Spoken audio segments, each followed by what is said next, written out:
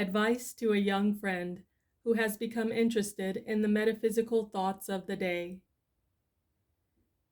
Your letter bubbled with enthusiasm and steamed with optimism. I am rejoiced that you have come into so healthful a line of thought, for I know of no one who is in more immediate need of it than you when we last met. As your hostess, I could not tell you how wearing to the nerves your continual reverting to your physical ills became, and I hope I did not seem wholly unsympathetic to you when I so frequently made the effort to change the conversation to more cheerful topics. And now you tell me that you are astounded to find how universal is this topic with all classes and on all occasions when one or two human beings gather together even in his name. Your recital of the church sewing bee, where all the good Christian women described their diseases and different operations they and their friends had undergone, is as amusing as it is distressingly realistic. What a pity the old theology fostered the idea that God especially loved the people he afflicted with illness and poverty and trouble.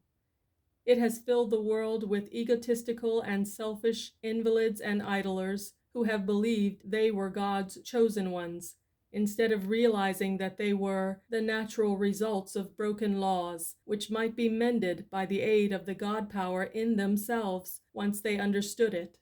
How Christians have reconciled the idea of a God of love with a God who wanted his chosen ones to be sick and poor is a problem I cannot solve. Of course you are well and growing stronger daily now that you realize the fact that God made only health, wealth, and love, and that he intended all his children to share his opulence. As soon as the mind is filled with a dominating idea, no lesser ones can find lodgment therein. A woman of my acquaintance suffered agonies from seasickness. She crossed the ocean twice a year, yet seemed unable to accustom herself to the experience. On her last voyage, her child fell dangerously sick with typhoid fever on the second day out at sea. So wrought up was the mother, and so filled with the thought of her child, that she never felt one moment's seasickness. Her mind was otherwise occupied. Now you have filled your mind with a consciousness of your divine right to health and happiness, and the thought of sickness and disease has no room.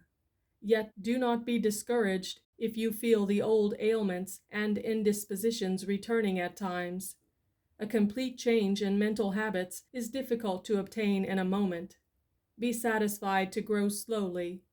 A wise philosopher has said, "It is not in never falling that we show our strength, but in our ability to rise after repeated falls and to continue our journey in triumph." Avoid talking your belief to every individual you meet. It will be breaking your string of pearls for the feet of swine to tread upon. Those who are ready for these truths will indicate the fact to you, and then will be your time for speech. And when you do speak, say little, and say it briefly and to the point. Leave some things for other minds to study out alone. The people who are not ready for higher ideals of religion and life will only ridicule or combat your theories and beliefs if you force them to listen.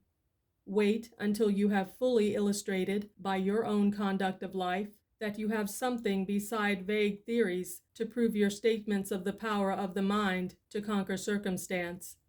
The world is full today of bedraggled and haggard men and women who are talking loudly of the power of the mind to restore youth and health and bestow riches and success. Do not add yourself to the unlovely and tiresome army of talkers until you prove yourself a doer. And even after you have shown a record of health and prosperity and usefulness, let your silent influence speak louder than your uttered words.